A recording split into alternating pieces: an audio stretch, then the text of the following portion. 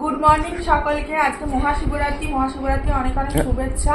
আমরা যেহেতু বাইরে রয়েছি তো চেন্নাই রয়েছে এখন আমরা, তো চেন্নাইতেই আমরা এখানেই শিবরাত্রি পালন করব। আমাদের নিজস্ব কুলদেবতা আছে, তাকে নিয়ে আসা হয়, প্রতিদিন পুজো করা হয়। তো শ্বশুরমশাই পুজো করবে, ওখানেই পুষ্পাঞ্জলি দেবো। তার জন্য সকাল সকাল উঠে চান টান করে নিয়েছি, রেডি হয়ে নিয়েছি। এখন শুধু এক কাপ চা খাচ্ছি, এরপরে ড্রেস পরবো। ড্রেস পরে একদম ফ্রেশ হয়ে তারপরে পুজো যাবো, পাশের রুমে শ্বশুরমশাই পুজো করবো, ওখানে পুজো দিতে যাবো। তো চলো চাটা খেয়ে। ঢেকি যেখানেই যায় সেখানেই ধান ভাঙে, সেই হয়েছে আমার অবস্থা। তো ভাবলাম যে চান টান করা হয়ে গেছে, এখন একটু বেডটা ক্লিন করে নিই, তারপরে যাব। ততক্ষণে ওদিকে শ্বশুরমশাই যোগাযান্তি করছে পুজোর। আর এটা হচ্ছে আমাদের হোটেল রুমটা। হোটেল রুমটায় 24 আওয়ার্স ফ্রি ওয়াইফাই আছে, তার সাথে 24 আওয়ার্স ফ্রি এসি আছে, আর তার সাথে 24 আওয়ার্স ফ্রি হট ওয়াটার আছে। যদিও আমরা হট ওয়াটারটা অ্যাভেলেবেল পাইনি, কারণ মর্নিংয়ে আমি যখন চান করলাম অনেকটা সকালে, আমার একটু গরম জল লাগে, মনে হয় নাতিশীতোষ্ণ জল হলে ভালো হয়, কিন্তু সেটা পেলাম না। তো সেটা পাইনি, কিন্তু এসি সার্ভিসটা খুব ভালো, হোটেলটা নিট অ্যান্ড ক্লিন, পরিষ্কার পরিচ্ছন্ন, সবই ভালো। আর রুমটা অনেকটা বড়, অনেকটা স্পেশিয়াস। একটা ওয়ার্ডরোব রয়েছে দেখতে পাচ্ছ, একটা আয়না রয়েছে, আয়নার সামনে একটু জায়গা রয়েছে, একটা বসার সোফা কাম বেডের সোফা আছে, সোফা কাম বেড না সরি, সোফা রয়েছে, চার্জিং পয়েন্ট ভালো রয়েছে। আর যে দড়িটা টাঙানো রয়েছে ওই দড়িটা আমরা নিজেরা টাঙিয়েছি, কারণ আমি একটা দড়ি সব সময় ক্যারি করি যেখানেই যাই না কেন। আর দড়িটা টাঙালে একটু সুবিধা হয় জামা কাপড়গুলো মিলতে, কারণ কোথা থেকে বাইরে থেকে ঘুরে এলাম, জামা কাপড়গুলো রাখবো কোথায়, সবসময় তো আর হ্যাঙ্গার অ্যাভেলেবেল থাকে না। যেমন এই হোটেলটাতে একটাই হ্যাঙ্গার অ্যাভেলেবেল ছিল, আর দরজার পিছনে কোনো টাঙাবার জায়গা ছিল না, তার জন্য একটু অসুবিধা হচ্ছিল। তো ওই যা ওটা ম্যানেজ করে নেওয়ার জন্যই কিন্তু দড়িটা আমি সবসময় ক্যারি করি এবং দড়ি টাঙিয়ে নিই। আর কোনো কিছু জামা কাপড় কাচলে বা হাজব্যান্ডের যেমন রুমালটা কাচতেই হয়, তো সেই সমস্তগুলো ইনার ওয়ার্স কিছু কাচলে সেটা মিলে দিতে সুবিধা হয় হোটেলের রুমের মধ্যে। হোটেলে তো সবসময় ছাদে যাওয়া সম্ভব হয় না বা ছাদে মেলা সম্ভব হয় না, তার জন্য আমি দড়িটা ক্যারি করি। তো এই রুমটা আমাদের 1300 টাকা ভাড়া পড়েছিল পার নাইট। আর এটা একদম চেন্নাইয়ের সেন্ট্রালে অবস্থিত, কারণ আমরা এখান থেকে হাঁটা পথ হচ্ছে তোমার রেলওয়ে স্টেশন, সেটা সেন্ট্রাল থেকে। কারণ আমাদের মর্নিংয়েই ছিল বন্দে ভারত, আজকে যেদিন আমরা রয়েছি এর পরের দিন মর্নিংয়েই আমরা বন্দে ভারত ধরে রওনা দেবো কাটপাটি ভেলোর। তার জন্যে আমরা সেন্টারের হোটেল নিয়েছিলাম, যে একদম আর্লি মর্নিংয়ে আমাদের বন্দে ভারত আছে, তখন আমরা কোনো অটো অ্যাভেলেবেল পাবো না। তার জন্য যাতে হোটেলের মধ্যে যাতে আমরা থাকলে এখান থেকে যাতে হাঁটা পথে যেতে পারি, তার জন্য। তো 1300 টাকা আমাদের ওভারঅল সমস্ত কিছু মিলে চার্জ নিয়েছিল। আমরা দুটো রুম নিয়েছিলাম, পার রুম 1300 টাকা করে নিয়েছিল। আর এমনি রুম সার্ভিস ভালো, রুমটা মুছেও দিয়ে যাচ্ছিলো। রুমের মধ্যে একটা ওয়াকি টকির মতো ফোনও ছিল, যাতে করে তুমি কন্ট্যাক্ট করতে পারো। কিন্তু আমরা কোনো কিছু খাবার কিন্তু এখান থেকে এই হোটেল থেকে খাইনি, বাইরে বেরিয়ে খেয়েছিলাম। আর এখান থেকে জাস্ট বেরিয়েই কিন্তু বাঙালি হোটেলও রয়েছে, আর প্রচুর সাউথ ইন্ডিয়ান হোটেলও রয়েছে। আর এখানে টিভির মধ্যে কিন্তু কানেকশান অ্যাভেলেবেল, সমস্ত রকম চ্যানেল রয়েছে। যে আমরা তামিলনাড়ুতে এসেছি বলে শুধু তামিল চ্যানেল থাকবে তা নয়, বাংলা হিন্দি সমস্ত রকম চ্যানেল, ইভেন কার্টুন চ্যানেল সমস্ত কিছুই অ্যাভেলেবেল ছিল।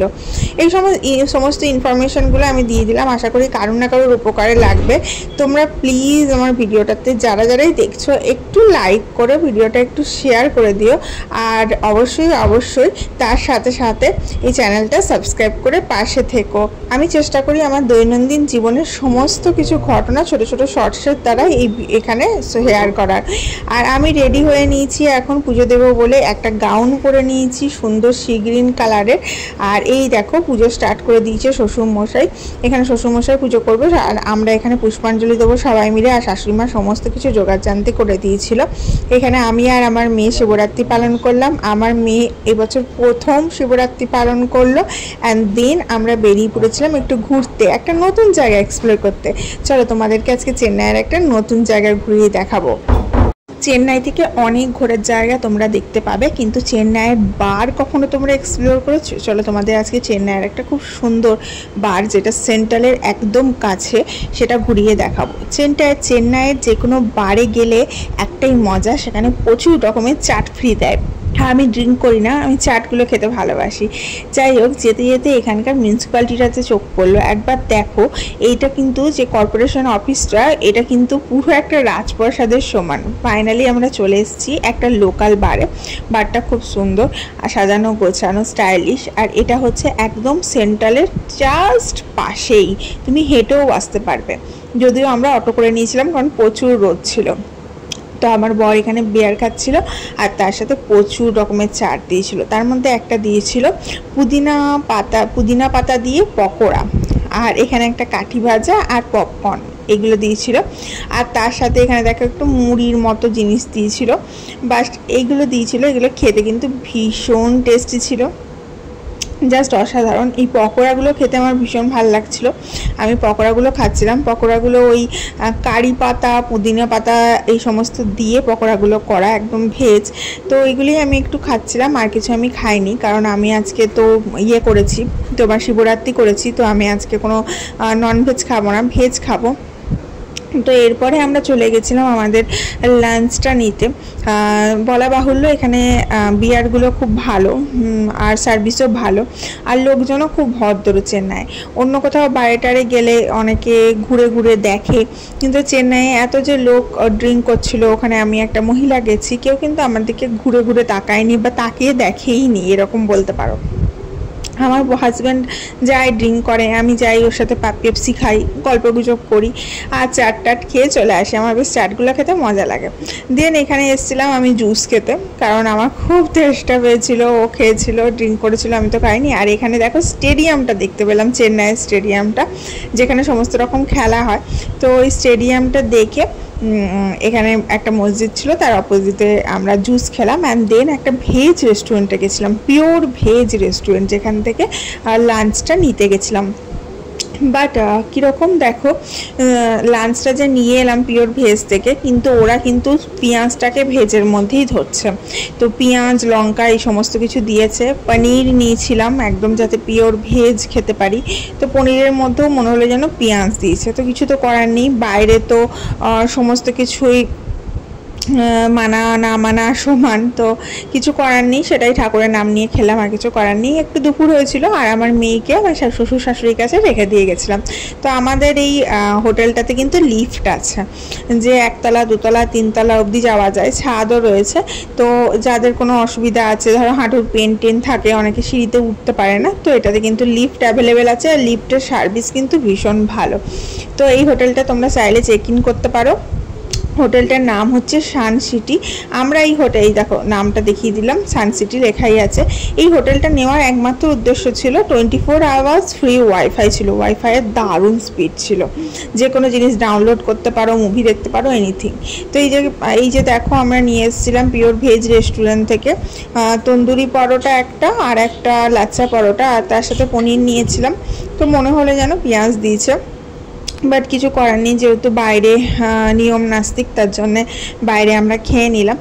আর ঠাকুরও বুঝবে যে কিছু করার নেই, যেহেতু আমরা এসছি একটা বড় কাজে। আমরা যাচ্ছি ভেলোর কাটপাট্টি। এখান থেকে আমরা চেন্নাই এসে পৌঁছেছি 33 আওয়ার্স জার্নি করে, অলমোস্ট 33 আওয়ার্স জার্নি করে। এবং আমরা সেকেন্ড এসির কুপেতে টিকিট কেটেছিলাম। কুপ এক্সপিরিয়েন্সটা, মানে প্রাইভেট কুপ এক্সপিরিয়েন্সটা সবাই ফার্স্ট এসিতে করে, আমরা সেকেন্ড এসিতে সেটা কেটেছিলাম। তো খুব ভালো এক্সপিরিয়েন্স ছিল। 33 আওয়ার্স জার্নি করে আসার পর আমরা চেন্নাই এসে পৌঁছেছি। এখান থেকে মর্নিংয়ে আমাদের ট্রেন রয়েছে বন্দে ভারত, আমরা একবারে কাটপাটি ভেলোরে নামবো। দেন আমাদের ট্রিটমেন্ট আছে, আমি আমার চিকিৎসার জন্য এসেছি, আমার কিছু নিজস্ব প্রবলেম আছে, আমার মেয়েকে একটু দেখাবো। তো এই সমস্ত কিছু দেখিয়ে আমরা বাড়ি যাব। তার মাঝখানে চেন্নাইয়ে আমরা 2 দিন কাটালাম। একদিন আমরা কাঞ্চিপুরম আর মহাবালিপুরম ঘুরলাম, আর একদিন শিবরাত্রি পালন হলো, আর বিকালের দিকে আমরা যাব মেরিনা বিচ।